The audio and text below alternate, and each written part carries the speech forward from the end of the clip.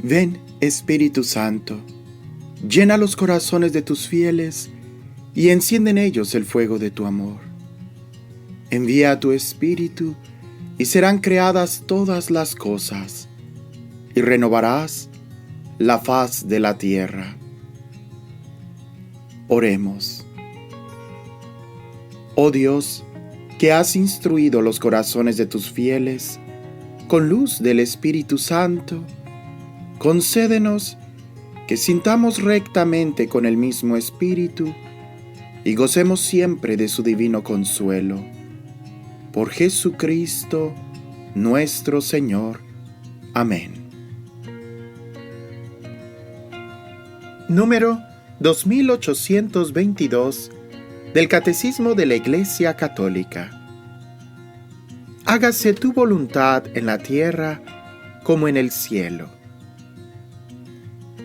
La voluntad de nuestro Padre es que todos los hombres se salven y lleguen al conocimiento pleno de la verdad.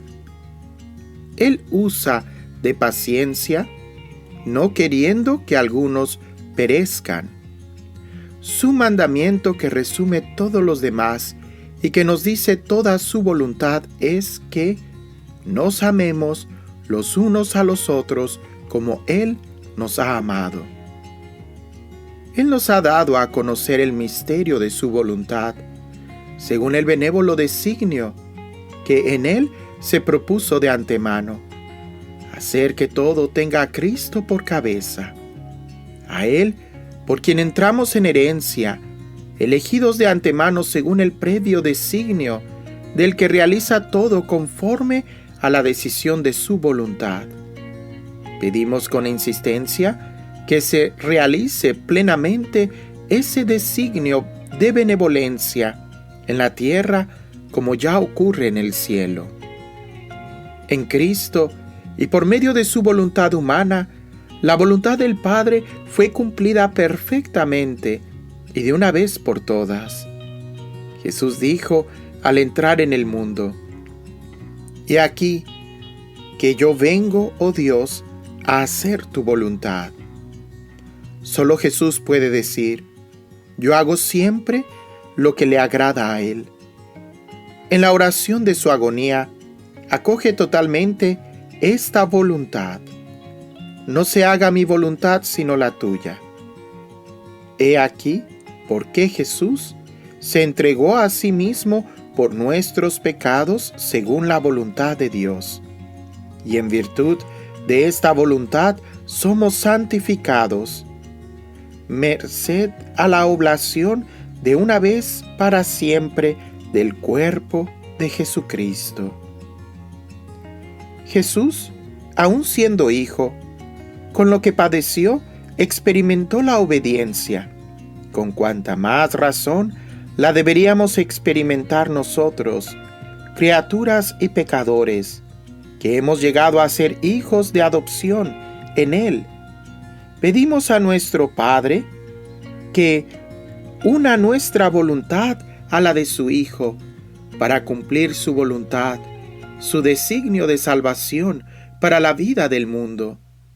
Nosotros somos radicalmente impotentes para ello, pero unidos a Jesús y con el poder de su Espíritu Santo, podemos poner en sus manos nuestra voluntad y decidir escoger lo que su Hijo siempre ha escogido: hacer lo que agrada al Padre. Adherirnos a Cristo, podemos llegar a ser uno solo espíritu con Él y así cumplir su voluntad. De esta forma, ésta se hará tanto en la tierra como en el cielo. Considerad cómo Jesucristo nos enseña a ser humildes, haciéndonos ver que nuestra virtud no depende solo de nuestro esfuerzo, sino de la gracia de Dios.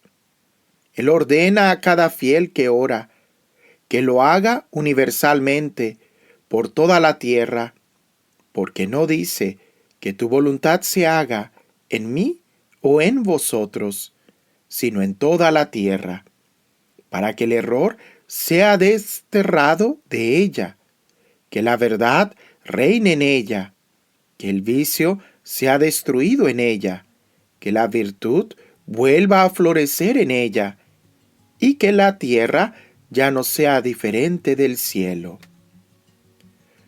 Por la oración podemos discernir cuál es la voluntad de Dios y obtener constancia para cumplirla.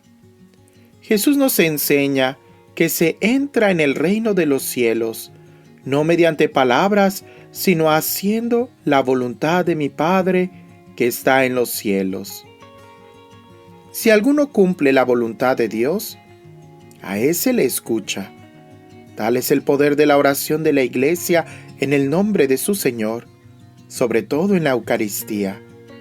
Es comunión de intercesión con la Santísima Madre de Dios y con todos los santos que han sido agradables al Señor por no haber querido más que su voluntad. Incluso podemos, sin herir la verdad, cambiar estas palabras: hágase tu voluntad, en la tierra como en el cielo. Por estas otras, en la Iglesia como en nuestro Señor Jesucristo, en la esposa que le ha sido desposada, como en el esposo que ha cumplido la voluntad del Padre. Tengo que decir que meditando en esto de hágase tu voluntad, pues siempre hay como aspectos nuevos. Bueno, definitivamente la fe, la Sagrada Escritura siempre va a ser un libro nuevo, siempre nos va a aportar una novedad. Pero aun cuando nosotros creemos que ya lo sabemos todo y que dominamos los temas, no, siempre va a haber un aspecto que nos va a llamar la atención o que vamos a aprender. Cuando se trata de hacer la voluntad de Dios, pues podemos decir mil cosas sobre la obediencia, pero cuando lo aterrizamos a hacer la voluntad de Dios, entonces tenemos que tener en nuestra mente aspectos concretos de lo que eso significa, de cómo lo podemos traducir. Es muy fácil decir, oh, hágase tu voluntad, pero ¿obedezco? ¿Yo hago la voluntad de Dios? ¿Soy dócil a las inspiraciones del Espíritu en mi interior? Ahí, en nuestras acciones, es como debemos de estar diciéndole también al Señor, hágase tu voluntad. ¿Verdad? De lo contrario, pues habría una gran distinción entre lo que decimos y entre lo que hacemos. El Catecismo dice, es difícil, claro, si no estás en Jesús y no tienes su Espíritu. Y aún así, ¿es difícil? Pues sí, es difícil porque estamos con nuestras tentaciones, con un mundo que parece que lucha por lo contrario. Pero créeme, es mucho más difícil no vivir nuestra fe. Es mucho más difícil no ser obedientes a la voluntad de Dios. Eso sí es difícil, porque las consecuencias van a ser muy grandes. Por eso es mejor que le pidamos al Señor, hágase tu voluntad.